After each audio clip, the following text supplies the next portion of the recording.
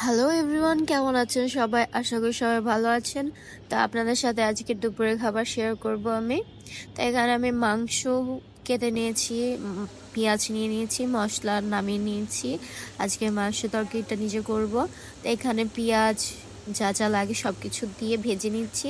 আর ওখানে আমি মাংসটা ম্যারিনেট করে রেখেছি মশলা দিয়ে, যা যা মশলা লাগবে সব কিছু দিয়ে, সাথে আবার একটু লেবু দিয়েছি, কজ আমার লেবু দিয়ে মাংস খেতে খুবই মজা লাগে, তাই আমি আগে থেকে লেবুটা দিয়ে নিয়েছি, একটু টক টক হবে। তো এখানে মাংসটা ম্যারিনেট করে আমি এখানে রেখে দেব, প্রায় আধা ঘন্টা মনে হয় আমি রেখেছি।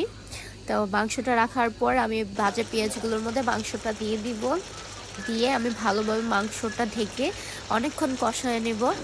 দেন আমি এটা কষানো হয়ে গেলে আমি একটু জল দিয়ে দিব, জল দিয়ে টমেটো দিয়ে দিব, তাহলেই হয়ে যাবে আমার মাংস।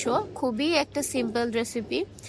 আর এটার মধ্যে আমি একটু ঘিও দিয়েছিলাম, ঘির কারণে টেস্টটা ভালো আসে।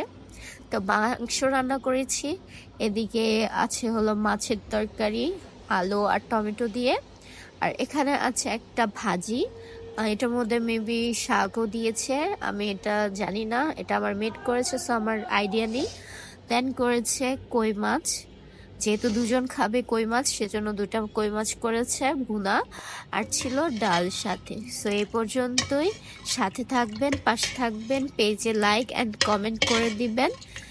ধন্যবাদ সবাইকে।